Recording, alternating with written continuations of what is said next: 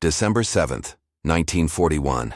The morning sun rose over Pearl Harbor as Japanese pilots descended from the clouds, their bombs transforming the Pacific Fleet into a floating graveyard.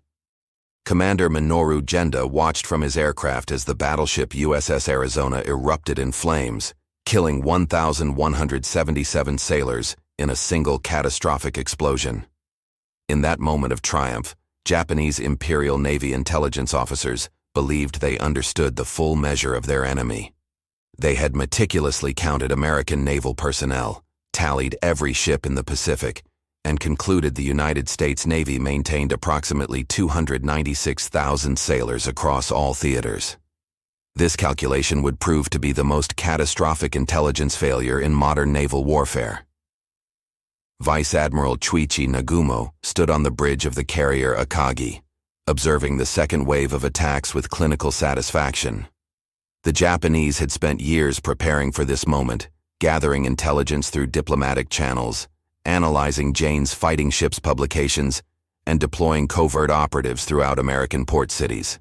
Their intelligence apparatus, considered among the finest in the world, had documented every capital ship, counted personnel at major naval installations, and assessed training capacity at Annapolis and other naval academies.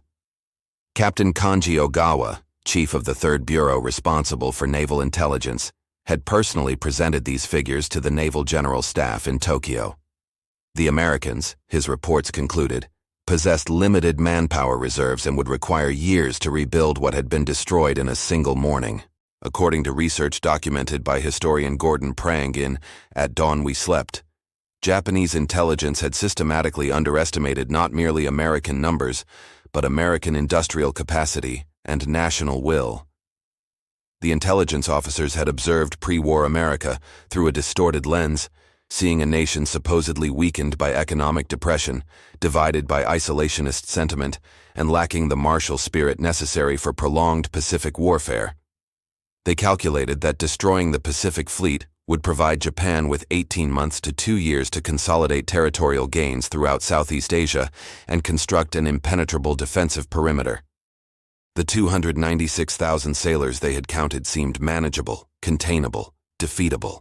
Lieutenant Commander Edwin Layton, Pacific Fleet intelligence officer who survived the Pearl Harbor attack, would later recall the Japanese misconception with grim irony. The enemy had counted American sailors as one might count bullets in a magazine, failing to comprehend the industrial arsenal behind those numbers.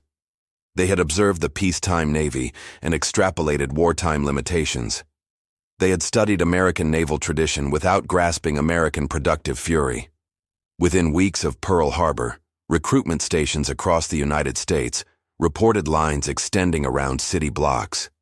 Young men who had never seen the ocean arrived at training facilities from Kansas wheat farms, Pennsylvania coal mines, and Texas cattle ranches. The Navy that Japan thought it understood was already transforming into something unprecedented in maritime history. By late December 1941, Secretary of the Navy Frank Knox toured the devastated Pearl Harbor facilities and authorized an emergency expansion program. Congress appropriated billions for immediate naval construction. Shipyards from Bath, Maine to San Francisco received contracts for vessels that existed only as blueprints. Training facilities expanded overnight, transforming college campuses and coastal towns into naval academies. The Japanese had destroyed ships, steel and rivets that could be replaced. They had failed to destroy the infrastructure, the will, or the manpower pool of a continental nation now fully awakened to war. January 5, 1942.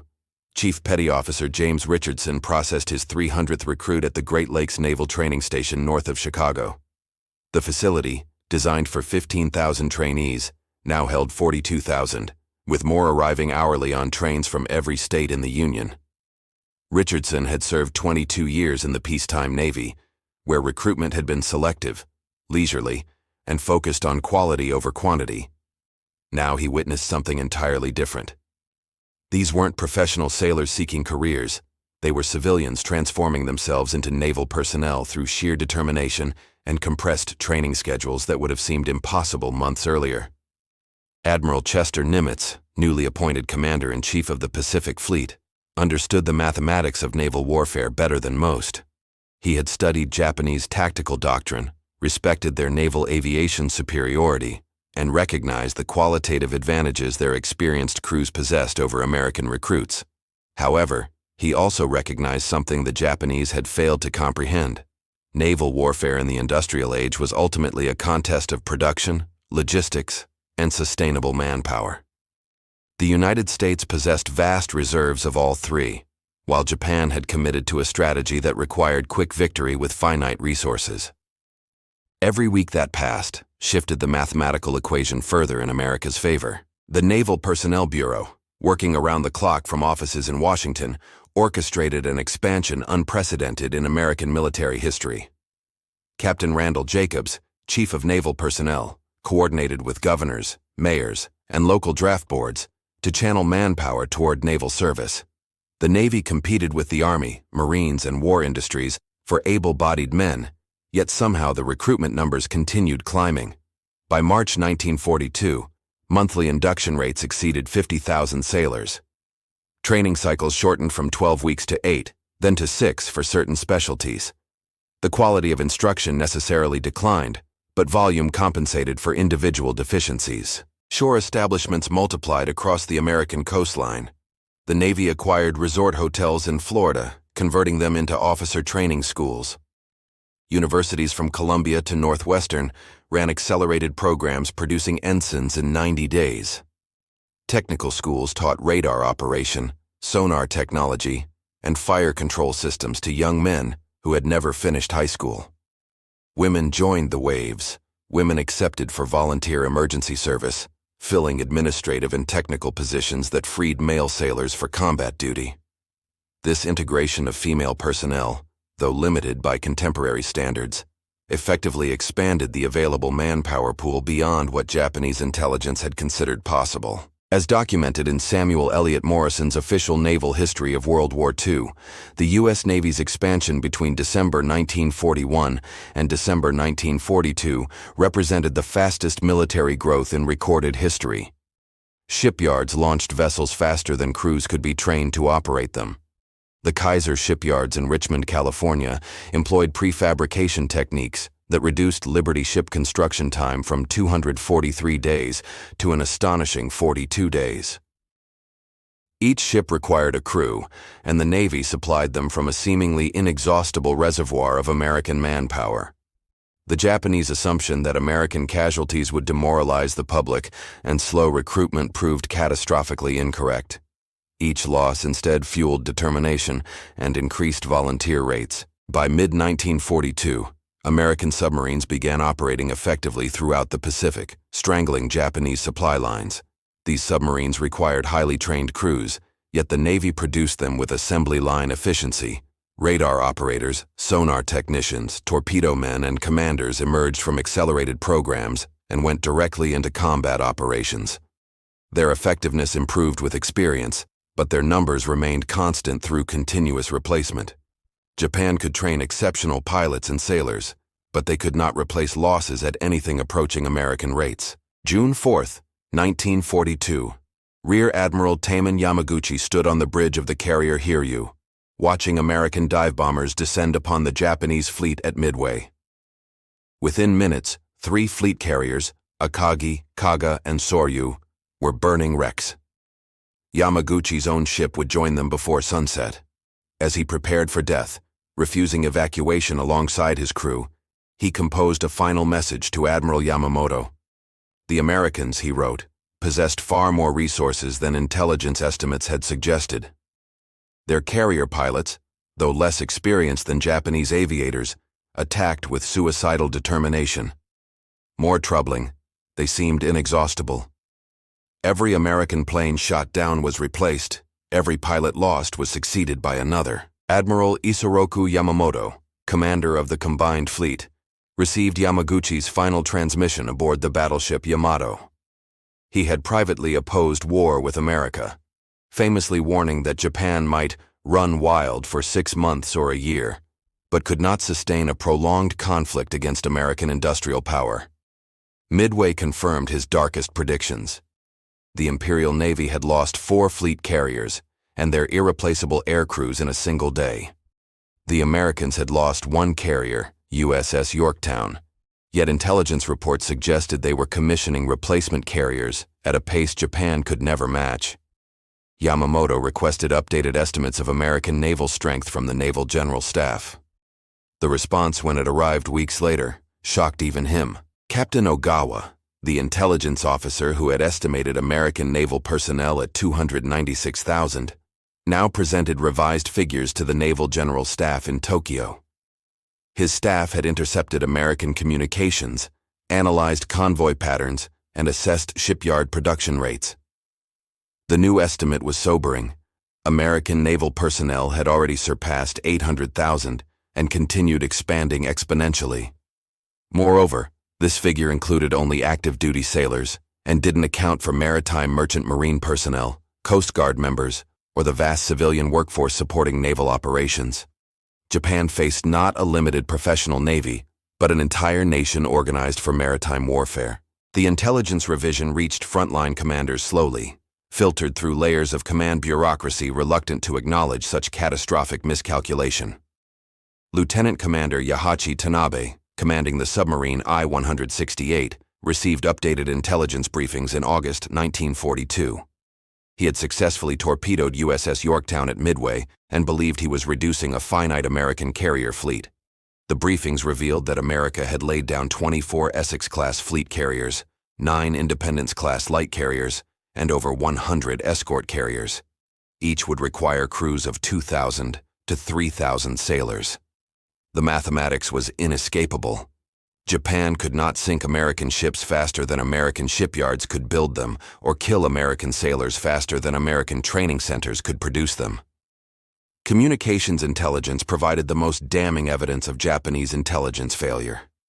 American radio traffic, partially decoded by Japanese cryptographers, revealed organizational structures far larger than pre-war estimates. Fleet designations proliferated: 3rd Fleet, 5th Fleet, 7th Fleet, each representing naval forces equivalent to Japan's entire pre-war navy. Training station communications referenced recruit numbers that exceeded entire Japanese personnel totals. Logistical communications discussed supply requirements for bases spanning from Alaska to Australia. The intercepts painted a picture of an enemy navy that wasn't merely recovering from Pearl Harbor, but expanding beyond anything the Japanese military had prepared to counter. Field commanders began independently confirming the intelligence revisions through direct observation. Commander Mochitsura Hashimoto, operating submarine I-58 in the Western Pacific, surfaced at night to observe American convoy patterns. He counted escort vessels protecting single convoys that matched Japanese estimates for the entire American destroyer force. The escorts operated effectively, employing radar and sonar technologies that negated traditional submarine advantages. When Hashimoto attacked, American destroyers responded immediately with depth charge patterns that demonstrated extensive training and coordination. These were not hastily trained recruits, but competent professionals emerging from what must have been a massive training infrastructure. September 15, 1942. Production manager Henry Kaiser stood before a crowd of 20,000 shipyard workers at Richmond, California, celebrating the launch of the Liberty ship Robert E. Peary. The vessel had been constructed in 4 days, 15 hours, and 29 minutes, establishing a record that symbolized American industrial capacity. Each Liberty ship required a crew of 44 sailors, and Kaiser's yards were producing them faster than the Navy could commission them. Across America, similar scenes repeated at shipyards from Portland, Oregon to Pascagoula, Mississippi. The industrial mobilization that Japanese intelligence had dismissed as theoretically possible but practically implausible was exceeding even optimistic American projections. The numbers told a story that Japanese naval planners found increasingly difficult to comprehend. In 1941, American shipyards had launched approximately 1 million tons of naval vessels. In 1942, that figure would exceed 8 million tons. Beyond the dramatic capital ships that dominated headlines, American yards produced destroyer escorts, landing craft, patrol boats, minesweepers, and auxiliary vessels by the hundreds. Each vessel required trained personnel. The Navy responded by expanding training facilities to match production rates, creating an integrated system where ships and sailors emerged simultaneously from American industry and educational infrastructure. Newport, Rhode Island had traditionally served as the primary training location for naval officers. By late 1942, the Navy operated officer training programs at Northwestern University, Columbia University, Notre Dame, and dozens of other institutions. Ensigns received commissions after 4 months of intensive instruction, then proceeded to specialized schools for gunnery, engineering, navigation, or communications. The quality of individual officers inevitably varied, but systematic training produced minimally competent junior officers in quantities sufficient to crew the expanding fleet. Senior officers, promoted rapidly through wartime expansion, learned command through experience, rather than decades of peacetime progression. Enlisted training followed similar patterns of rapid expansion and acceleration. The Great Lakes Naval Training Station processed over 1 million sailors during the war years. San Diego, Norfolk, and Sampson, New York operated parallel programs. Specialty schools taught radar operators, sonar technicians, gunner's mates, machinists, and the dozens of other ratings required by modern naval vessels. A pre-war destroyer required a crew of 250 with extensive individual training. By wartime standards, the same ship operated with 275 sailors who had received compressed instruction supplemented by on-the-job training. Efficiency declined, but availability more than compensated.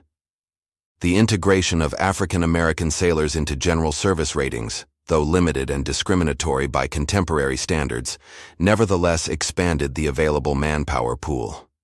Before Pearl Harbor, black sailors served exclusively in mess steward roles. Manpower demands forced grudging integration into certain technical ratings.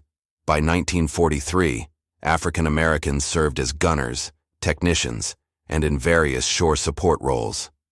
The Navy remained officially segregated, but practical necessity gradually eroded racial barriers in ways that peacetime politics would never have permitted.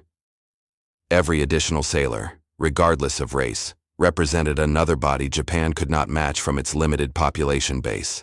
Women's contribution to naval expansion extended beyond the WAVES program. Civilian women worked in naval shipyards, operating cranes, welding steel, and assembling components. Rosie the Riveter became a cultural icon, but the reality involved hundreds of thousands of women performing industrial labor that freed male workers for military service. The Japanese military, operating within a rigid cultural framework that excluded women from industrial or military roles, could not access this demographic resource. American willingness to mobilize the entire population, transcending traditional gender and racial boundaries, provided manpower advantages that Japanese planners had not anticipated and could not replicate. November 20, 1942, Commander Toshikazu Omae, serving on the Naval General Staff in Tokyo, compiled the most comprehensive assessment yet of American naval strength. His report, based on signals intelligence, prisoner interrogations, and analysis of American naval publications, estimated current U.S. Navy personnel at 1,200,000, with projections suggesting 2 million by year's end. The document circulated among senior commanders with classifications restricting its distribution.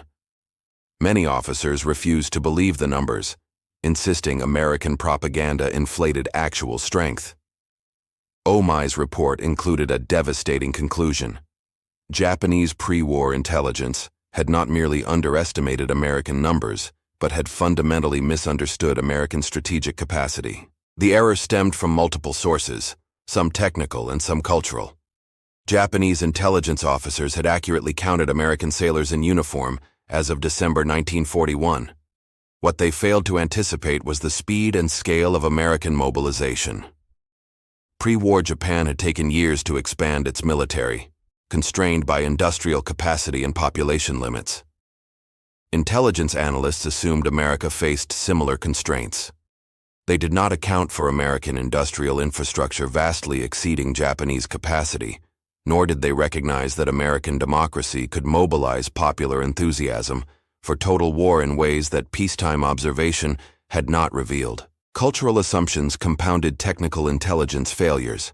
Japanese officers, educated in a society emphasizing martial tradition and warrior spirit, struggled to understand American warfare characterized by industrial mass production and systematic organization.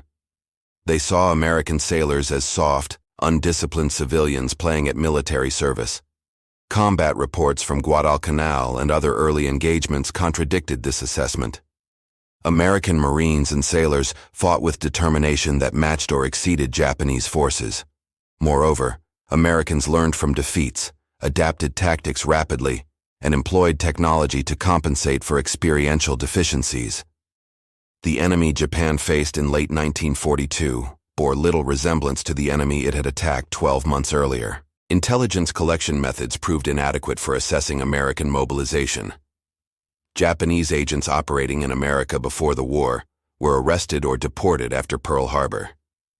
Signals intelligence provided fragmentary information that analysts struggled to synthesize into comprehensive understanding.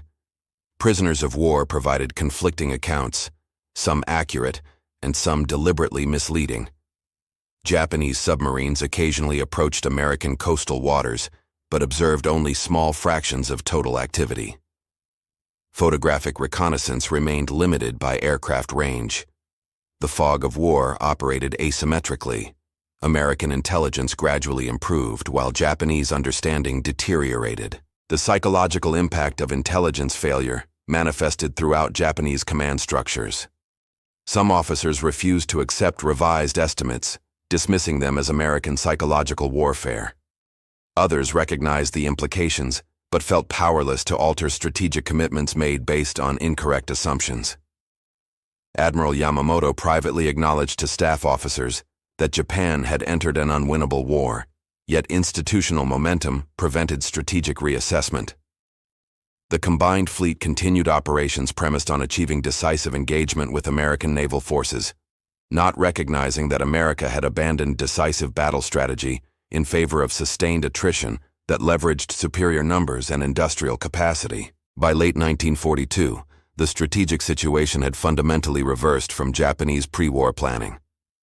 Instead of defending a consolidated perimeter with interior lines of communication, Japan fought to hold scattered island garrisons against American forces that attacked with overwhelming local superiority. American submarines strangled Japanese merchant shipping, reducing oil imports from the Dutch East Indies that had justified the entire war. Each Japanese tactical victory, and there were several, proved strategically meaningless because America replaced losses while Japan could not. The intelligence failure regarding American naval personnel reflected and reinforced broader strategic miscalculations that doomed Japan to inevitable defeat. February 1, 1943. Seaman First Class Robert Gilmore reported aboard the destroyer USS Nicholas at Espiritu Santo in the New Hebrides. Gilmore had completed basic training just 6 months earlier, having never seen the ocean before joining the Navy in Iowa. Now he stood watches detecting Japanese submarines, while Nicholas screened carrier task forces conducting operations throughout the Solomon Islands. He represented thousands of similar sailors, farm boys, city clerks, and factory workers, transformed into naval personnel through compressed training and immediate immersion in combat operations. The Japanese had estimated American naval personnel at 296,000. By early 1943, the actual figure approached 1,800,000 and continued rising by 70,000 monthly. The qualitative transformation of American naval forces paralleled quantitative expansion. Early war engagements had revealed deficiencies in night fighting, torpedo tactics, and anti-aircraft gunnery compared to Japanese forces. The Navy responded with systematic training reforms, tactical doctrine revisions, and technological improvements. Radar fire control, introduced fleet-wide by mid-1943, provided American ships decisive advantages in night combat that neutralized Japanese superiority in optical range-finding and torpedo employment. Each technological advancement required trained operators, expanding specialty ratings, and absorbing additional personnel into technical roles that multiplied the effective combat power of American naval forces. The carrier task forces that would dominate Pacific warfare emerged from American shipyards with remarkable speed. USS Essex, lead ship of her class, commissioned in December 1942 after 14 months construction. Sister ships followed at approximately monthly intervals. Each Essex-class carrier displaced 27,000 tons, operated 90 aircraft, and required a crew of 2,400 sailors. The Japanese had constructed only 2 fleet carriers after Pearl Harbor and could not maintain sufficient trained air crews to operate them effectively. American carriers arrived with complete air groups, trained replacement pilots, and maintenance personnel sufficient to sustain intensive combat operations indefinitely. Submarine warfare demonstrated the cumulative impact of superior numbers and resources. The U.S. Navy commissioned 203 submarines during the war years, vastly exceeding Japanese submarine production. American submarines, equipped with radar and benefiting from decoded Japanese communications, devastated Japanese merchant shipping.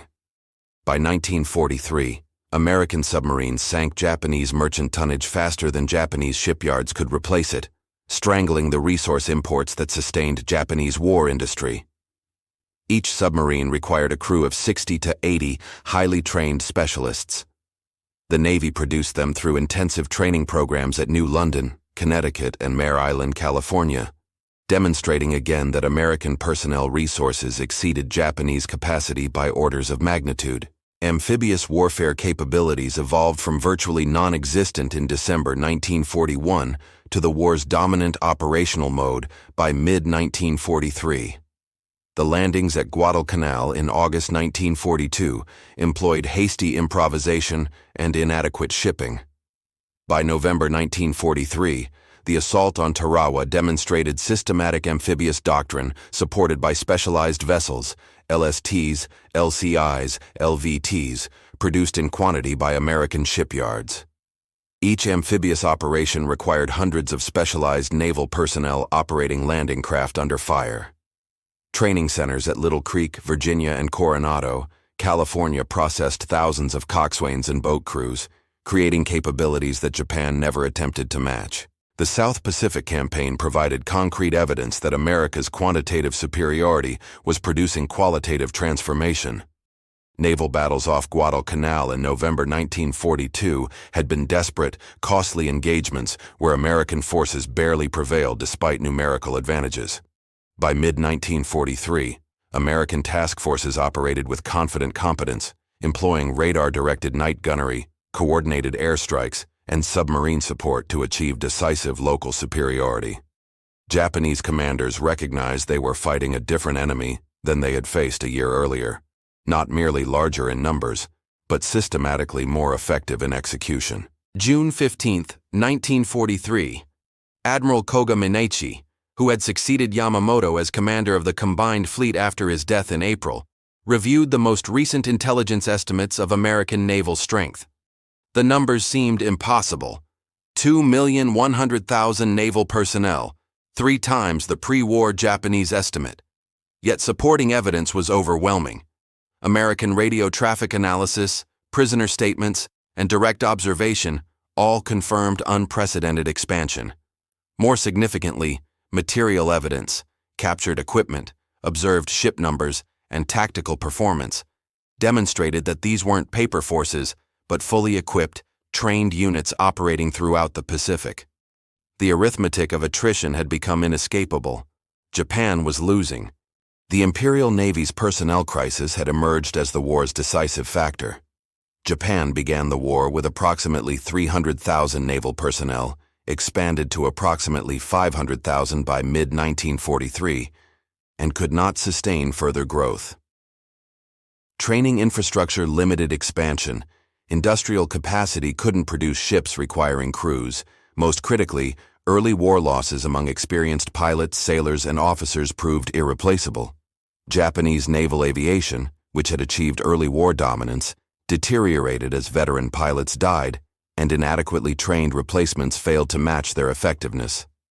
American naval aviation improved continuously as training programs produced competent pilots in quantity, while survivor veterans accumulated experience. The Battle of the Philippine Sea in June 1944, still a year distant from Koga's June 1943 intelligence assessment, would demonstrate conclusively the personnel advantage America had built. American carrier task forces would deploy 9 fleet carriers, 8 light carriers, and 7 battleships with supporting cruisers and destroyers, nearly 90 combat vessels operated by over 70,000 trained personnel.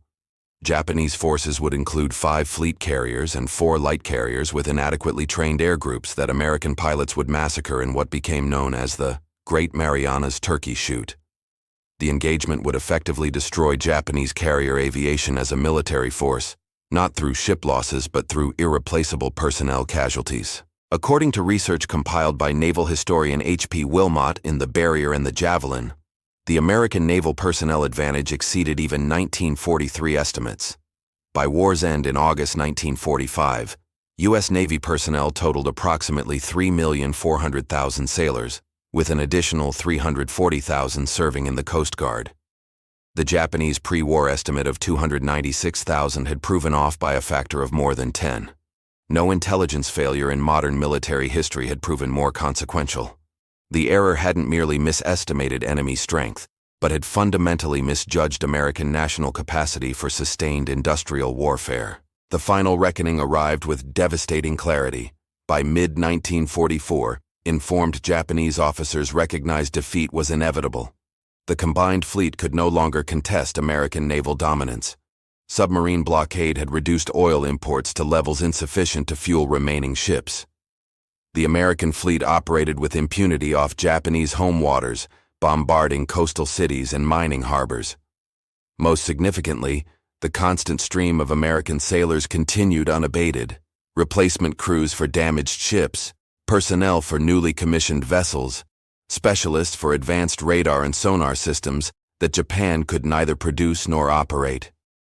The quantitative superiority had produced qualitative transformation that no amount of Japanese martial spirit or tactical skill could overcome.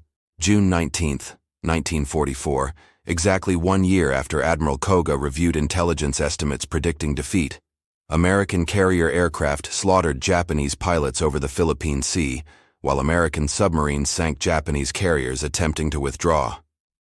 The personnel that Japan had failed to count 1,000 days earlier now commanded the Pacific. American sailors, many barely 20 years old with less than 2 years naval experience, operated the most powerful fleet in human history. Their Japanese opponents, exhausted veterans of 3 years' continuous combat supplemented by inadequately trained replacements, fought with courage and died with honor. But courage couldn't overcome arithmetic. The war Japan started by attacking Pearl Harbor had been lost before the first bomb fell, doomed by an intelligence estimate that counted 296,000 American sailors when over 2 million were coming. August 15, 1945, Fleet Admiral Chester Nimitz stood on the deck of USS Missouri in Tokyo Bay as Japanese officials signed surrender documents. Behind him, anchored across the bay, rode elements of the U.S. Pacific Fleet. Battleships, carriers, cruisers, destroyers, and submarines, representing a small fraction of American naval power. At sea, additional fleets conducted operations from Okinawa to the Philippines. In port, from Pearl Harbor to Puget Sound, hundreds of additional vessels awaited deployment. Manning these ships were over 3 million naval personnel, the largest navy in history, built from the ashes of December 7, 1941, through industrial mobilization and human determination that Japanese intelligence had failed to anticipate. The intelligence failure that cost Japan the Pacific War had begun with a simple counting error, estimating American naval personnel at 296,000 when mobilization potential exceeded 2 million. But the deeper failure involved misunderstanding the fundamental nature of industrial-age warfare. Japanese planners, educated in theories of decisive battle and qualitative superiority, failed to recognize that 20th-century naval warfare rewarded sustainable production, systematic training, and quantitative mass. America possessed all three. Japan possessed none sufficient to prevail in prolonged conflict. The post-war analysis conducted by American naval intelligence officers revealed the scope of Japanese miscalculation. Interrogations of captured intelligence officers disclosed that many had recognized American industrial potential, but assumed political division, racial discord, and democratic inefficiency would prevent effective mobilization. They had studied American history and noted Civil War divisions, labor strikes, and isolationist sentiment. They failed to recognize that external threat would unify American society in ways peacetime observation never revealed. Pearl Harbor didn't cripple America. It awakened a sleeping giant, exactly as Admiral Yamamoto had feared, and precisely as junior intelligence officers had failed to project. The American sailors who manned the victorious fleet came from every state, every background, every conceivable civilian occupation. They had been farmers and mechanics, students and clerks, criminals and clergy. The Navy had taken this diverse mass and, through systematic training and organizational discipline, forged them into effective naval personnel. Not every sailor was exceptional. Many were barely adequate. But aggregated across millions of individuals, American naval personnel provided sufficient mass to overwhelm any opponent. The genius of American mobilization lay not in producing elite warriors, but in producing acceptable warriors in quantities that made individual deficiencies strategically irrelevant. The quantitative advantage translated into qualitative transformation through technological integration. Radar, sonar, communications equipment, fire control computers, and other advanced systems multiplied the effectiveness of American naval forces. But technology required trained operators. The personnel expansion that Japanese intelligence failed to predict provided the human resources necessary to exploit technological advantages. American sailors didn't need to match Japanese counterparts in individual skill when radar gave them information superiority and fire control systems improved their gunnery beyond human capabilities. Technology and training created synergies that transformed quantity into decisive quality. The human cost of intelligence failure fell primarily on Japanese sailors and civilians who died in a war their leaders had entered based on faulty assumptions. American sailors also died, over 36,000 in combat and another 25,000 in accidents and other causes. But these losses, though tragic individually, proved sustainable within the vast pool of American naval personnel. Japan lost approximately 400,000 naval personnel during the war, nearly its entire pre-war navy and most of its wartime expansion. The arithmetic remained brutal and inescapable. America could sustain losses that would have crippled Japan, while Japan could not replace losses that America barely noticed strategically. The legacy of Japanese intelligence failure extended beyond immediate military consequences. Post-war analysis revealed that accurate assessment of American mobilization potential would not have prevented war. Japanese strategic commitments to establishing an Asian empire made conflict inevitable once America embargoed oil exports. However, accurate intelligence might have produced different operational planning, perhaps more limited objectives or alternative strategies, less dependent on quick victory. The intelligence failure didn't cause the war, but it influenced how Japan fought the war, encouraging aggressive operations predicated on American weakness that never existed. Standing on Missouri's deck that August morning, watching Japanese officials sign surrender documents, Admiral Nimitz understood that victory had resulted from American industrial capacity, mobilization effectiveness, and personnel sustainability rather than tactical brilliance or strategic genius. The U.S. Navy had made mistakes, suffered defeats, and learned hard lessons throughout the Pacific War. But it had never run short of ships, supplies, or sailors. The Japanese had counted 296,000 American sailors before the war and found themselves fighting over 3 million by war's end. That counting error, compounded by fundamental misunderstanding of American national character and industrial capacity, had doomed Japan from the moment the first bombs fell on Pearl Harbor.